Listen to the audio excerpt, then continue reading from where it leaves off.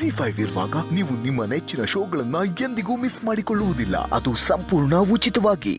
ಅಮ್ಮ ಎದ್ರ? ಅವಳಿನ್ನು ಎದ್ದಿಲ್ಲಪ್ಪ. ಹೋಗಿ ಎಬ್ಸು. ಬಿಟ್ರೆ ಹಂಗೆ ಮಲ್ಕೊಂಡ್ಬಿಡ್ತಾಳೆ. ದೊಡ್ಡ ಸೋಮಾರಿ ಅವಳು. ಸಮಾಧಾನ ಸಮಾಧಾನ. ನಿಮಗೆ ಬಿಸಿ ಬಿಸಿ ಕಾಫಿ ಕೊಟ್ಟ ಹಾಗೆ ಅವ್ರಿಗೂ ಕೊಡ್ತೀನಿ. ಆ ಸ್ಮೆಲ್ಗೆ ಅವರು ಠಾಕ ಠಾಕ ಅಂತ ಎದ್ದು ಬಿಡ್ತಾರೆ. ಏನ್ ಎದ್ದೇಳ್ತಾಳೋ ಏನೋ. ಅಯ್ಯೋ ಇವಳನ್ನ ಕಟ್ಕೊಂಡು ನಾನು ಪಡ್ತಾರ ಪಾಡಿದೆಯಲ್ಲ. ಯಾಕೆ ಹೇಳ್ತೀರಾ?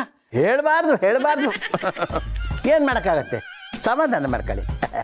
ನೀವೊಬ್ಬರೇ ನೋಡಿ ನನ್ನ ಮನಸ್ಸನ್ನ ಚೆನ್ನಾಗಿ ಅರ್ಥ ಮಾಡ್ಕೊಂಡಿರೋರು. ಅಲ್ವೇ ಮತ್ತೆ ಒಂದು ಗಂಡಸಿನ ಮನಸ್ಸು ಇನ್ನೊಬ್ಬ ಗಂಡಸಿಗೆ ಅರ್ಥ ಆಗೋದು.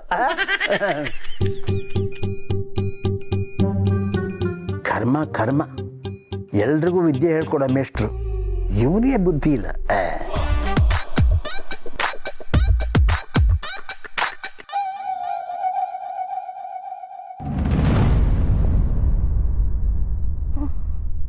ಅಮ್ಮ ಅಮ್ಮ, ಕಾಫಿ ಸ್ಮೆಲ್ಗೆ ಎದ್ಬಿಡ್ತಾರೆ ಅಂತ ಹೇಳ್ಬಿಟ್ಟು ಬಂದೆ. ಇನ್ನು ನೋಡಿದ್ರೆ ಕೂಗಿದ್ರು ಹೇಳ್ತಾ ಇಲ್ವೇ? ಗಮ್ಮಂತ ಇದೆ. ಅಮ್ಮ ಅಮ್ಮ,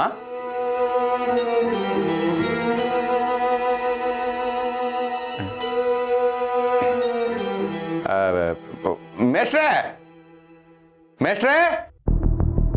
ಶಿವು, ಯಾಕೆ ಅಷ್ಟೊಂದು ಕಿರ್ಚ್ಕೋತಾ ಇದೆಯಾ? ಅಲ್ಲ, ಅಮ್ಮ ಎಷ್ಟು ಎಬ್ಸಿದ್ರು ಹೇಳಲಿಲ್ಲ, ಅದಕ್ಕೆ ನೀವು ಎಬ್ಬಿಸ್ತೀರೇನು ಅಂತ ಕರೆದೆ. ಅವಳು ಹೇಳಿಲ್ಲ ಅಲ್ಲ, ನಾನು ಹೇಳಲಿಲ್ವಾ? ಅವಳು ಮಲಗಿದ್ರೆ ಮಲ್ಕೊಂಡೇ ಬಿಡ್ತಾಳೆ. ದೊಡ್ಡ ಸೋಮಾರಿ. ಈ ಕಡೆ ಬಾ, ನಾನು ಎಬ್ಬಿಸ್ತೀನಿ. ಸೈ ಎದ್ದಾಳೆ. ಏಳೆ ಮೇಲೆ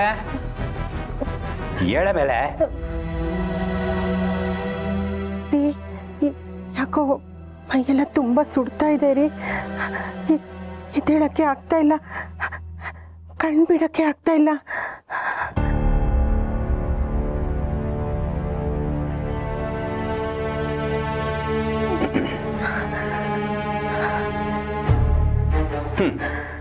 ನಿನ್ನನ್ನು ಹೊತ್ಕೊಂಡು ಹೋಗುವಂತ ಕಾಯಿಲೆ ಏನು ಬಂದಿಲ್ಲ. ಒಂದು ಸಣ್ಣ ಜ್ವರ ಅಷ್ಟೇ. ಕಷಾಯ ಕುಡಿದ್ರೆ ಸರಿ ಹೋಗುತ್ತೆ. ಮೊದಲೇದ್ದು ಬಿಸಿನೀರು ಕುಡಿ. ಮೇಷ್ಟ್ರೆ, ಯಾಕೆ ಹಾಗೆ ಹೇಳ್ತೀರಾ? ಪಾಪ ಅವ್ರಿಗೆ ಮಾತಾಡೋದಕ್ಕೂ ಕಷ್ಟ ಆಗ್ತಿದೆ. ಸೈ, ನಿನಗೆ ನನಗಿಂತ ಅನುಭವ ಆಗಿದೆಯೇನೋ? ಇವಳನ್ನ ನಾನು ಇವತ್ತು ನೋಡ್ತಾ ಇಲ್ಲ, ಅವತ್ತಿಂದ ನೋಡ್ತಾ ಇದ್ದೀನಿ. ಇಂಥ ಟೈಮಲ್ಲಿ ಸರಿಯಾಗಿ ಬೇಕು ಅಂತಾನೆ ಹೀಗೆ ಮಾಡ್ತಾಳೆ. ಸೈ ಎಳೆ ಮೇಲೆ ಹಾಡ್ತಾ ರಾಗ, ನಳ್ತಾ ರೋಗ ಅಂತ ಹೇಳ್ತಾರೆ. ನೀನು ಈ ಸಣ್ಣ ಜ್ವರಕ್ಕೆಲ್ಲ ಕುಯ್ಯೋ ಮರ್ರೋ ಅಂತಿದ್ರೆ ಅದಿನ್ನೂ ಜಾಸ್ತಿ ಆಗುತ್ತೆ. ಅಲ್ಲ ಮೇಷ್ಟ್ರೆ, ಯಾಕೆ ಕಿರ್ಚಾಡ್ತಾ ಇದ್ದೀರಾ? ಅಟ್ಲೀಸ್ಟ್ ಹಾಸ್ಪಿಟ್ಲಿಗೆ ಕರ್ಕೊಂಡು ಹೋಗೋಣ ಪ್ಲೀಸ್. ಇವಳನ್ನ ಆಸ್ಪತ್ರೆಗ ಅಂತ ಟೈಮ್ ಬಂದ್ರೆ ಇವಳನ್ನ ಕರ್ಕೊಂಡೋ ಇಲ್ಲ ಹೊತ್ಕೊಂಡೋ ಹೋದ್ರಾಯ್ತು. ಅದಕ್ಕೆಲ್ಲ ಯಾಕೆ ಅಷ್ಟೊಂದು ಖರ್ಚು ಮಾಡಬೇಕು? ಸ್ವಲ್ಪ ಹೊತ್ತು ಮಲ್ಕೋ ಅಂತ ಹೇಳ್ತೀನಿ. ಹೇಗೆ ಸರಿ ಹೋಗ್ತಾಳೆ ಅಂತ ನೀನೇ ನೋಡು. ಏಯ್ ಬಿತ್ಕೊಳೆ, ಏನೂ ಆಗಲ್ಲ. ಶಿವು, ನನಗೆ ಸ್ವಲ್ಪ ಹೊರಗಡೆ ಕೆಲಸ ಇದೆ, ನಾನು ಮುಗಿಸ್ಕೊಂಡು ಬರ್ತೀನಿ. ಇವಳ ಬಗ್ಗೆ ನೀನೇನು ತಲೆ ಕೆಡಿಸ್ಕೋಬೇಡ. ಬರ್ತೀನಪ್ಪ.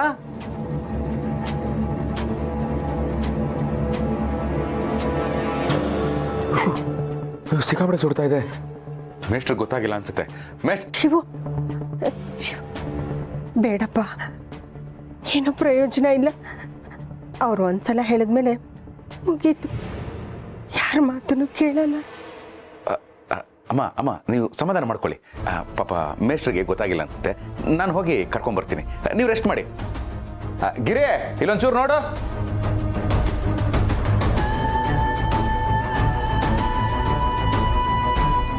ಅಮ್ಮ, ಅಯ್ಯೋ ಸುಡ್ತಿದೆ, ಆಸ್ಪತ್ರೆಗೆ ಹೋಗೋಣ ನಡೀರಿ. ಅಯ್ಯೋ, ಅವ್ರಿಗೆ ಹೇಳ್ದೆ ಹೋಗೋದು ಬೇಡಮ್ಮ. ಮೊದಲೇ ಅವರು ಏನೂ ಬೇಡ ಅಂತ ಹೇಳ್ಬಿಟ್ಟು ಹೋಗಿದ್ದಾರೆ. ಅವ್ರಿಗೆ ಹೇಳ್ದೆ ಹೋದ್ರೆ ತಪ್ಪಾಗತ್ತೆ. ಅಮ್ಮ, ನಿಮ್ಮ ಯಜಮಾನ್ರು ಯಾಕೋ ಓವರ್ ಆಯ್ತು. ಗೌರಿ, ಇವಾಗ ಅದನ್ನೆಲ್ಲ ಮಾತಾಡೋ ಟೈಮಾ? ಸುಮ್ಮನೆ ಇರು. ಅಮ್ಮ, ನೀವು ನಡೀರಿ, ಆಸ್ಪತ್ರೆಗೆ ಹೋಗೋಣ. ಬೇಡಮ್ಮ. ನಿಮ್ಮ ಯಜಮಾನ್ರು ಏನೇ ಹೇಳಿದ್ರು ಅದಕ್ಕೆ ನಾನು ಉತ್ತರ ಕೊಡ್ತೀನಿ. ನಡೀರಿ, ಮೊದಲು ನಡೀರಿ. ಎದ್ದೇಳಿ, ಬನ್ನಿ. ಸರ್ ಪ್ಲೀಸ್ ಸರ್, ಇವತ್ತೊಂದು ದಿವಸ ನನ್ನ ಮಾತು ಕೇಳಿ. ಅದು ನಮ್ಮ ಮೇಷ್ಟ್ರು ಊರಿಂದ ಬಂದಿದ್ದಾರೆ, ಅದು ಅಲ್ಲದೆ ಇವತ್ತು ಗುರು ಪೌರ್ಣಿಮೆ. ಹಾಗಾಗಿ ಸರ್, ಇಲ್ಲ ಸರ್, ಇನ್ಮೇಲೆ ಈಗ ಮಾಡಲ್ಲ, ಪ್ರಯರ್ ಇನ್ಫಾರ್ಮ್ ಮಾಡ್ಬಿಡ್ತೀನಿ. ಶಿವು, ಸರ್ ಆಮೇಲೆ ಮಾಡ್ತೀನಿ ಸರ್. ಓ ಮಿಸ್ಟ್ರೆ ಬಂದ್ರಾ? ಹೋಗಿ ಕೆಲಸ ಆಯ್ತಾ? ಆಯ್ತಪ್ಪ. ನೀರು ತಂದ್ಕೊಡ್ಲಾ? ನೀರೇನಪ್ಪ, ಊಟನೇ ಮಾಡ್ತೀನಿ. ಎಲ್ಲವಳು ಎದ್ಲಾ ಅಥವಾ ಇನ್ನೂ ಮಲಗಿದಾಳ? ಅದು ಏನದು ಇದು? ಓ, ಇನ್ನೂ ಮಲಗಿದಾಳ? ಜ್ವರ ಬಂದ್ರು ಇನ್ನೂ ಮಲಗಿದಾಳೆ ಅಂತಂದ್ರೆ ಅವಳಿಗೆ ಎಷ್ಟು ಕೊಬ್ಬಿರ್ಬೇಡ.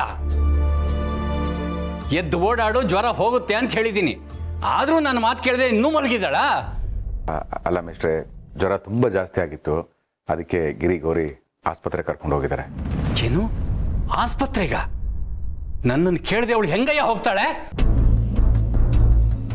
ನೀನು ನಿನ್ನ ಹೆಂಡ್ತಿನ ಹದ್ದು ಬಸ್ತಲ್ಲಿ ಇಟ್ಕೊಳಕ್ ಆಗ್ತಾ ಇಲ್ಲ, ಹಾಗಂತ ನನ್ನ ಹೆಂಡ್ತಿನೂ ದಾರಿ ತಪ್ಪಿಸ್ಬೇಕು ಅಂತಿದ್ಯಾ? ಬರ್ಲೀರು, ಮಾಡ್ತೀನಿ ಅವಳಿಗೆ. ಏನ್ ಸಾಯಂಗಾಗಿತ್ತ ನಿನಗೆ? ಚೆನ್ನಾಗಿ ತಿಂತೀಯ, ಚೆನ್ನಾಗಿ ಇರ್ತೀಯ. ನಿಮ್ಮಂತರಿಗೆಲ್ಲ BP ಶುಗರ್ ಕೂಡ ಬರೋದಿಲ್ಲ ನೋಡು.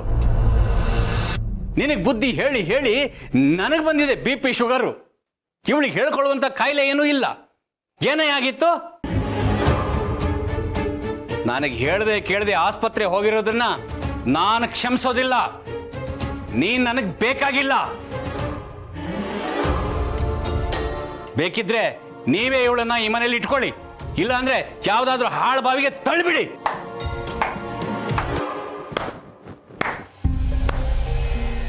ಬೈಬೇಕು ಸ್ವಾಮಿ, ನೀವು ಬೈದಿದ್ದು ಸಾಕಾಗ್ಲಿಲ್ಲ. ನಿಮ್ಮ ಹೆಂಡತಿ ತುಂಬಾ ದೊಡ್ಡ ಅಪರಾಧ ಮಾಡಿಬಿಟ್ಟಿದ್ದಾರೆ. ಅವ್ರಿಗೆ ಜ್ವರ ಬಂದರೂ ಕೂಡ ಎದ್ದು ಓಡಾಡಲಿಲ್ಲ. ನಿಮ್ಮ ಅನುಮತಿ ತಗೊಳ್ದೆ ಆಸ್ಪತ್ರೆಗೂ ಹೋಗಿ ಬಂದಿದ್ದಾರೆ. ಛೇ ಛೇ, ಎಂಥ ದೊಡ್ಡ ಅನ್ಯಾಯ ಆಗೋಗಿದೆ, ಅದು ನಿಮ್ಮಂಥ ಸುಸಂಸ್ಕೃತ ಗಂಡನಿಗೆ. ದುರ್ಗಾ ಅವರೇ, ಯಾಕೆ ಇಷ್ಟೊಂದು ವ್ಯಂಗ್ಯವಾಗಿ ಮಾತಾಡ್ತಾ ಇದ್ದೀರಾ? ಏನೇ ಆದರೂ ಅವ್ರು ನಮಗೆ ಮೇಷ್ಟ್ರು. ಹೌದು ರೀ, ನಿಮ್ಮ ಮೇಷ್ಟ್ರೆ. ನಾಚಿಕೆ ಆಗ್ಬೇಕು ಇವ್ರಿಗೆ.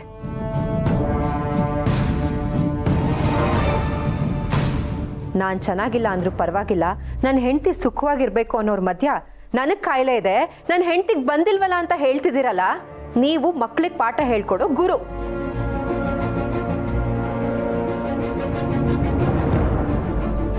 ಹೆಂಡತಿ ಅಂದ್ರೆ ಸಂಸಾರಸ್ಥ ಅನ್ಸ್ಕೊಳ್ಳೋದಕ್ಕಿರೋ ವಸ್ತು ಅಂತ ಅನ್ಕೊಂಡಿದ್ದೀರಾ? ಅಲ್ಲ ಸರ್, ಹೆಂಡತಿ ಅಂದ್ರೆ ನಿಮ್ಮಂತ ಗಂಡಸ್ರ ಜೀವನನ ಪರಿಪೂರ್ಣ ಮಾಡೋದಕ್ಕೆ ಅಂತ ಬಂದಿರೋ ದೇವತೆ.